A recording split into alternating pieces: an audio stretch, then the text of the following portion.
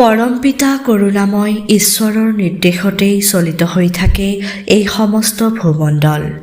তেখেতেই হৈছে স্বৰ্গ মৰ্ত্য পাতাল এই তিনি ভুৱনৰ গৰাকী। এই কথাৰ আভাস দিয়াৰ প্ৰসংগত ভিন্নৰসৰ কবি শ্ৰীযুত মনোজ কুমাৰ শৰ্মাদেৱে লিখি উলিওৱা এটি সুন্দৰ কবিতা আজি আবৃত্তি কৰিবলৈ লৈছোঁ।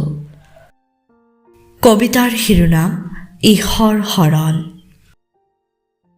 সৰল মনৰ নৰৰ পণ নহয় অলৰচৰ, জনমতত অকল চলন হয় অজৰ অমৰ।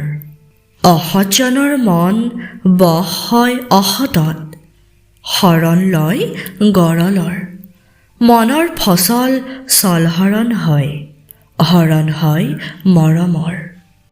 অসতৰ ধমকত জগতৰ নৰৰ মন নহয় ৰসৰ থল, জনগণৰ তন মন হয় ভয়ৰ থল।